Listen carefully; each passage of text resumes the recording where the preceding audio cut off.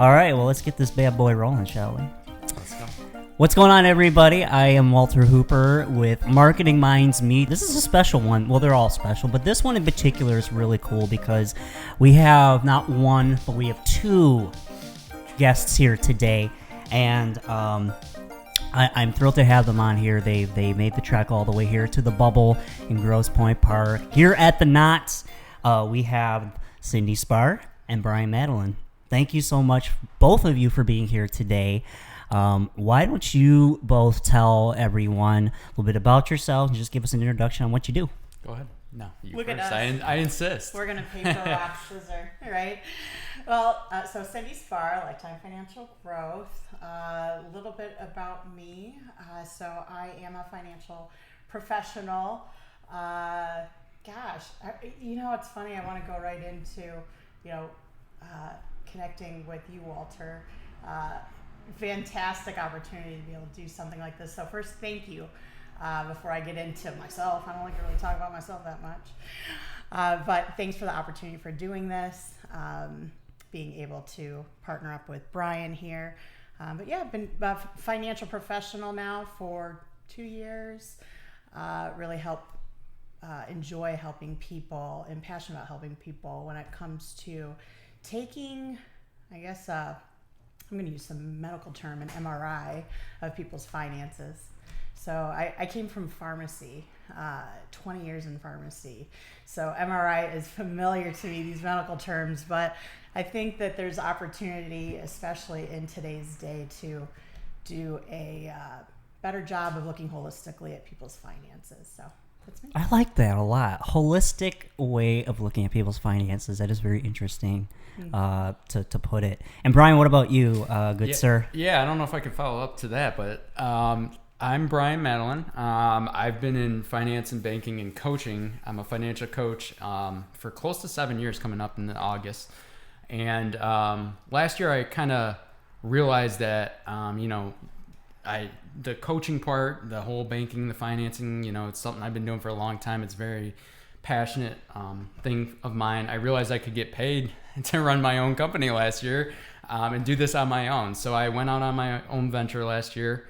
And kind of like to follow up what Cyndee was saying, I'm not going to use the MRI term, but it's a passion, really. So, just getting the joy of seeing somebody, get their finances in control and get to the dream that they needed. It's kind of like a revelation. It's, like seeing them say, if their goal is, hey, I need to get in this house, a mortgage in the next 6 to 12 months, when we can get him there or her there, it's just a great feeling. And so, that's just a little bit about me, helping people out, getting in control of these crazy times a little bit in their finances. So it is crazy times too, but and how did you two link up ultimately and kind of form this business partnership? It seems to be works very well. I can tell. How did you two meet and connect and all that?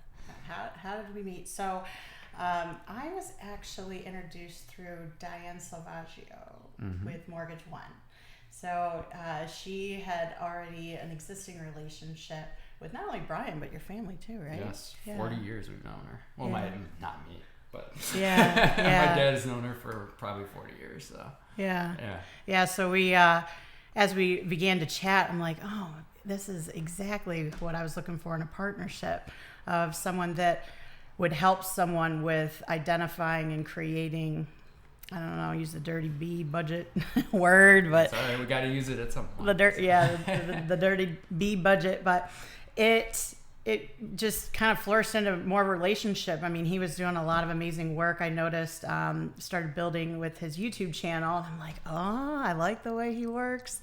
He sends out just short educational newsletters, and I'm like, I think this could be a great relationship to be a team effort, even with my clients, when it comes to creating financial budgets and that sort of thing. So I would follow up with that and say, shout out to Diane as well. She's my mortgage rep as well. She's a great person. But honestly, I think I noticed the passion. We had a discussion when we first met on our first call, and I think we just kept coming back to the same thing, is our passion for helping people as a whole for finances, not just, like focus on retirement or focus on investments or focus on, just what I do as well. It's more than that. And I think we both had a passion to get people, to their financial dreams. So we really connected well.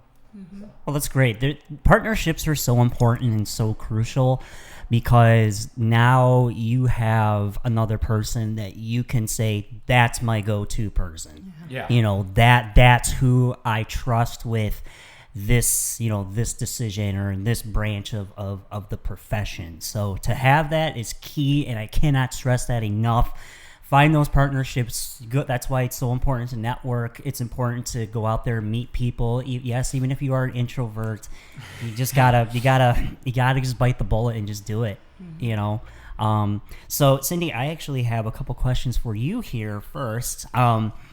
So in your experience, actually it's a two-parter question. So what do most people assume financial advisors do, and then what makes you, Cyndee Sparre, unique within your industry as a financial professional? Yeah, that's a great question, Walter. I always ask that question to individuals as we chat, and the first thing I hear is, "Well, you help with retirement, right? Like you help me with my money so that I can retire someday." And that's correct. But there's so much more. and I really wanted to have an impact to people, and even in my community, when you're networking, my elevator pitch is, I want to be able to help people that even if they're in a situation where they don't feel like they have wealth, they haven't built any wealth, if anything, they're in debt. They need help. There's credit things going on. They want to purchase a house. That needs to be looked at.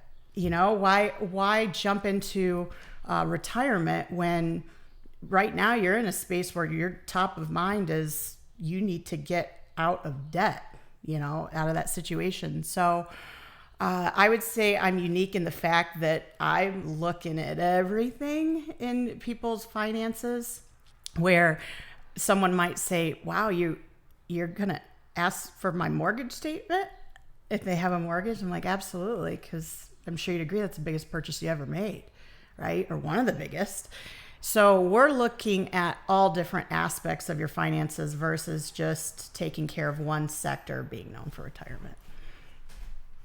That's a great answer. I really like that. Because there's a lot of genuine intentions there. And especially when you're dealing with such a sensitive topic and matters such as your personal finances. That's big. So to have someone that's like yourself, that people can trust, and then you can sit down with them and go over bit by bit, that's huge. So Brian, for you, if you could tell me a little bit more about what a financial coach does, and then even some might think that you're the same as a financial advisor. So with that, what sets you apart as a coach compared to others in your industry? Yeah, absolutely. And you nailed it right on the head. Most people, when I say, "Hey, I'm a financial coach," they say, "Oh, okay. So I need to help retiring, basically, and investing, basically." And unfortunately, it's a little bit different. That I thought of the best way to compare the two, and I like to say that I'm a personal trainer, but for your finances, and your money. And the coach difference is basically, we're going to help you as a coach. I'm going to help you set up everything from the step of the way. There's a lot of people that don't know how to budget or don't want to budget. Like Cyndee was saying, that's a tough word, budget. And it's a pain in the butt, but budgeting. And then obviously, you have debts and things that you have to think about in your credit, whether it's, getting a new house or you have debts that you just can't get in control. We're here to walk you through it each step of the way. And then what puts me different is, you have a lot of professionals or coaches out there that say, well, this is the plan. You got to do this step, this step, this step. Don't skip this step, et cetera, et cetera. I am more individualized, where I take each person and know that they're different. And that's what I've always been, even when I was in banking and retail, wherever I was, each person is different. And to individualize someone's circumstances or current worries is going to focus them better than just saying, here's a script, you do it like John, Jane, you do it this way. It's not going to work that way. So I really am passionate about saying, like, digging deep and seeing what's wrong, what's going on with their finances for that person, and then kind of going from there, I guess you could say. So yeah, I like that. Again, really, really great. And again, I can hear and see the emphasis of care and really wanting to make sure that the client is taken care of, which is clients always first. And so, Brian, to go off of that as well. Right now, there is a big concern of inflation. Yes, yes, that's that word. and you know how it affects right now everyone's day-to-day finances. So, if you could maybe go kind of discuss this a little bit more, and maybe some recommendations that you have as a coach that maybe sharing with your clients and the audience to combat high inflation rates. Yeah, run and hide. No, I'm just joking. No, but for real. I thought about this question because I knew you would bring it up. Yeah, it's scary where we're at right now. I would say the top couple things that I always keep telling clients is stay the path. I know it sounds almost impossible where we're at right now, but stay the path. Obviously, you have to adjust to where we're at right now in the last few months. Specifically in this state, in this country, really groceries and gas are extremely high the last few months. Don't we know it? Oh, yeah. And yeah, we know it. And so I actually just worked with someone last night on one of our sessions, and he had mentioned that his current situation is, I know what I'm spending, like, in my brain and all that, but I'm kind of just, when we use this word or this phrase last week, I'm kind of throwing darts. Mm-hmm. And he literally said that. He goes, I go to the grocery store, I buy things, I come home, I buy gas and all that, but I don't have like an actual working budget. And I know that word scares people, budget, but starting from the basics and saying, okay, this is what I have. Okay, we might not be able to do this month or this month because honestly, we need to put that extra money towards gas because a lot of us drive far, or we're feeding a family of 4.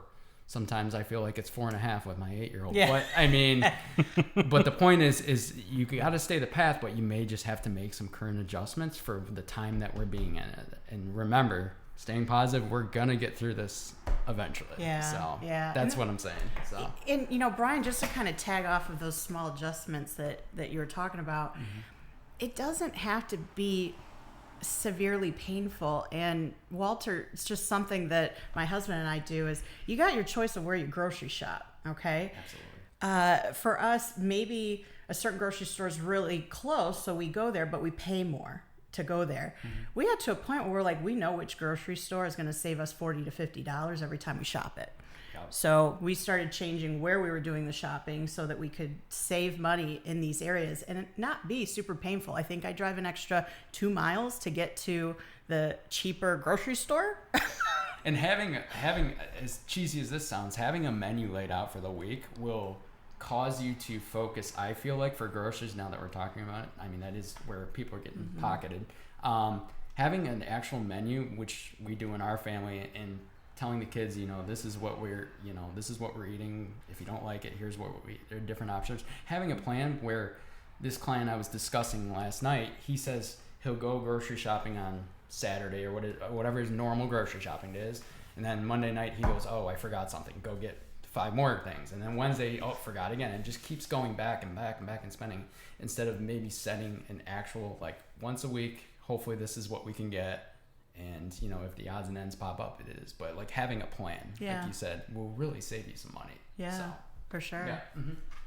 Always plan, people. Have a plan. Plan. Yeah. So, great. I love that. And again, this is why talking to professionals such as yourselves just, I think, helps alleviates so much worry and stress from people's minds, especially in that area of their finances. And like we said, I mean, it's weird times right now, with groceries and gas. I mean, I think that when you're staring that type of inflation in the face, you're having to make some serious, decisions here. And that's why having, professionals such as yourselves kind of help guide those individuals through that process and kind of help them go, it's going to be all right. Like, here's what you're going to, like, that's huge. That is absolutely monumental. So Cyndee, there is a misconception, I feel, when it comes to leveraging a financial professional, as it's basically, there's this almost misconception that having a financial professional is just for the wealthy. Is that true or no, or what's going on? Talk to me. Yeah. It's, when I talk with people, people lately, they say, I feel like I'm not in a spot where I'm worthy of getting financial advice because I just don't have any money to work with.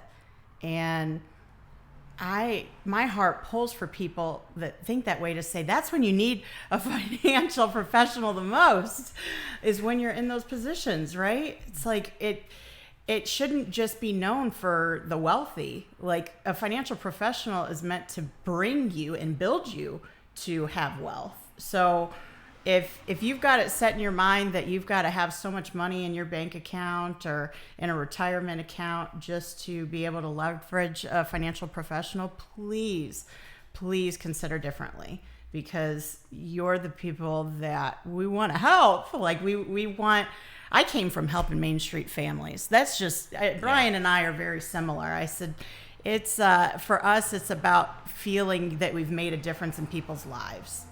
Yeah.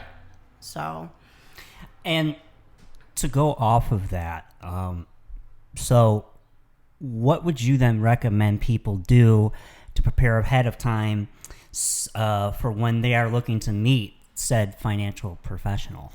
Yeah. Great question, Walter. So we're going to need a little bit of blood. No, I'm just kidding. Say what?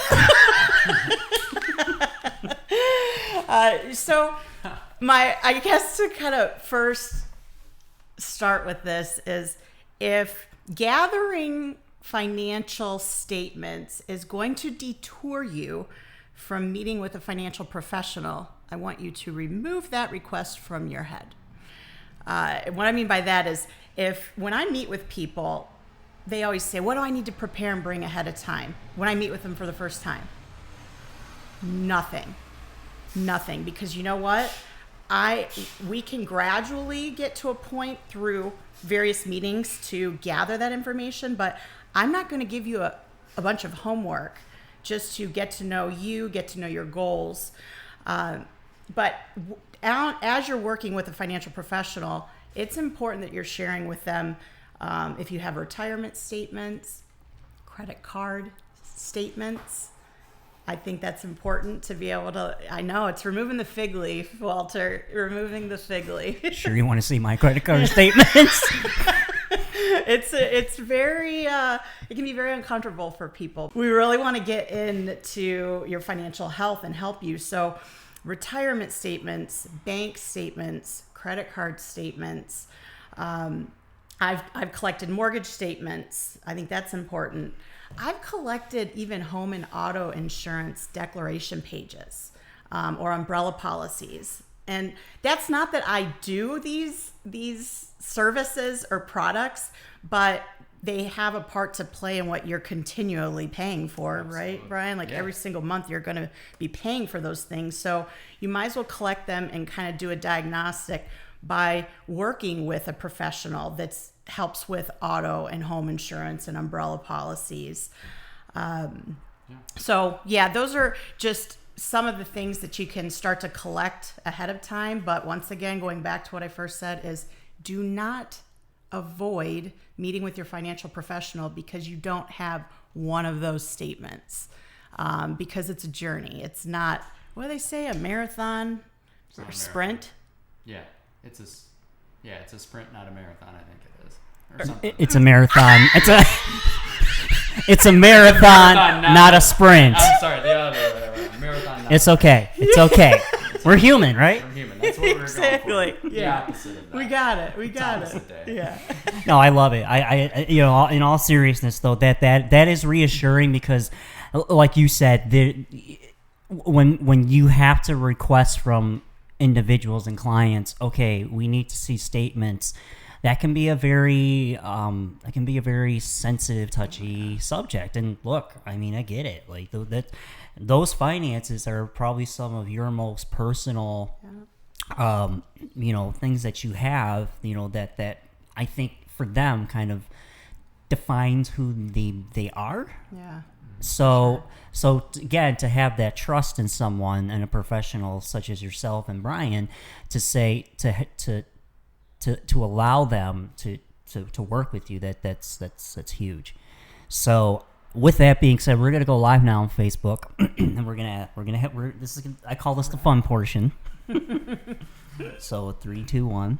Today we are sitting with not one but two financial professionals. I have here with me today Cyndee Sparre and Brian Madeleine. So I have some questions for the both of you. Ooh. Oh. Here we go. This is the real portion. All right. So when you are both not being the bosses that you are and helping your clients with their financial needs, well, first and foremost, before I get into that, why don't you both just briefly tell everybody here on live who you are and what it is that you do? Go ahead. Oh, I knew it. I knew he was going to do it. He's such a gentleman, Walter. Brian is such a gentleman. So Cyndee Sparre with Lifetime Financial Growth. I am a financial professional here to help you with your financial health. So consider me your doctor of financial matters. I kind of like that. I should take on the doctor part. Right? Dr. Sparre. Dr. Sparre. That would be just Yeah, I like that. I'm Brian Madeleine, financial coach and owner of Madeleine Financial Coaching. Similar to Cyndee, I help people get their finances in check, I guess you could say. From the start of the beginning to all the way through the point where they get to their financial future, whether it's, whatever their dreams are, maybe taking that vacation down the road or getting into a house or, raising their children without money worries, I guess you could say. Mm-hmm. And I'm just here to help you out. So, Well, thank you both again for being here. And so, getting back to my original question, when you are both not helping your clients and being the financial bosses that you are, what are some of your favorite hobbies or downtime activities that you enjoy doing? Cyndee, I'll start with you. there you go. Just rotate Does it. networking count? Networking is a job. I think it's like so much fun to network. I just tell Walter, I'm like, you want to go on a boat on Friday? A business networking boat? I'm not going to say no to a boat. I'm just saying. Sunshine and water. You can't go wrong with it. Yeah. So I'm such an old lady, Walter. I'm such an old lady. I love to be out and garden and landscape. People are like, are you kidding me? I'm like, I love to watch things grow. Yeah. I don't know. That's one of my favorites. She likes manual labor.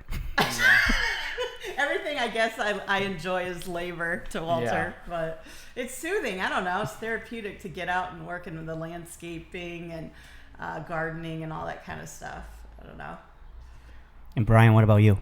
Well, I don't like the garden, but I do. I don't mind landscaping. I do like getting outside for that. But I'm a huge golfer, so I love to golf in my spare time when I have time. Obviously, I have 2 children, so it's pretty spare sometimes. But yeah, we like to do some traveling, and my wife and I just like to kind of get away from the house sometimes, stay outside with the family, do whatever we can. So, what's your favorite golf course that you've? Favorite golf course? Oh, wow. Well, I would have to say, I mean, there's a lot of nice courses up in northern Michigan. But when I was 14, I got to play a really nice course down in North Carolina. And it was right off. It was not Hilton Head, so it wasn't the main course there, but it was right near that. And then we got to walk around Hilton Head and see the famous course down there. So that was pretty sweet. Any I would say North hole-in-ones? Carolina. I almost had a hole in one actually that day. Really? I missed it by about that much. So that was when I was 14 too. I'll never forget that. That was the closest I've ever came. Wow. So, but yeah, it's a lot of great courses. Some in Metro Detroit, but mostly Northern Michigan. So That's cool. yeah. You know what's interesting, now that we're on the subject of golf, is, and I'm sure you can attest to, Cyndee, do you golf? I business network golf. Okay. So she likes to ride the cart. Yeah, And she hits a few every once in a while. Got it. But one thing that actually, it was something that my father told me, and Brian, I'm sure you can maybe attest to this, is if you want to be able to capture someone's true character, play a round of golf with them. It's one of the most frustrating things you'll ever do. So When it's on. A lot of different. Yeah, that's a great way to put it. Golf is a great comparison for that because you see sides of people you're just like, wow, never would have hanging out with you, and the kids would have noticed that, like anger and. But it's a lot of fun to. It's a good networking thing, like you said, but it's also a lot to just get out with your buddies or get out with your family and just go have some fun. So it should be fun. It shouldn't be stressful. That's the thing. I'd be asking Brian, what number do I use? Which one do I use? Which club do I use? Is this the putter or what is this? What do I do here? Yep. That's all right. Well, last thing before I let you both go, how can people get in contact with the both of you if they want to ask more about their financial planning or their just anything in that field? Do you have social media? Is there a website, phone number, email? How can people get a hold of the both of you if they have any questions regarding their financial needs? Go ahead. So I am on Facebook. So if you go to Cyndee Sparre at Lifetime Financial Growth, you'll find me there. I also am on LinkedIn. So you'll see some great content in different areas, not just specifically on retirement, but different articles, short reads that you can appreciate on there. But I do have a bookings link on there as well. So if you want to set up some time together, I'd love to connect. You can go right on LinkedIn, Cyndee Sparre, or you can also go on to my business page on Facebook. Yeah, she's really good on LinkedIn, definitely. I use LinkedIn, so you're welcome to contact me there. I do have my website. I'm sure Walter will drop in the comments here. It's MadeleineFinancialCoaching.com. But I'm more active on Instagram and a little bit on Facebook as well. So you can find me at Madeleine Financial Coaching on either of those. And email me at brian@madelinefinancialcoaching.com. I'm always on my email. I'm just an email type of guy. And like you said, there's booking links on my website as well, or you can just shoot me a message or an email and I can send you the link, and we'd have a free chat just to get started, just to get to know each other and see what I can do for you, hopefully. So, absolutely. Well, I just want to say thank you both for being here and doing this. I hope you enjoyed your podcast session here at the Knot. Yeah, for sure. It's and Cyndee and I, we go back a little ways. We actually met when she was working at another institution, but now she is with Lifetime Financial Growth. So to reconnect and form a good business relationship, and then meeting Brian through Zoom initially, and just realizing that two good people, and they do phenomenal things in their field. So thank you both so much for being here. I really appreciate it. Yeah, thank you. This was a lot of fun. Yes, Good times. that was awesome. I am Walter Hooper, and thanks so much. We'll see you next time.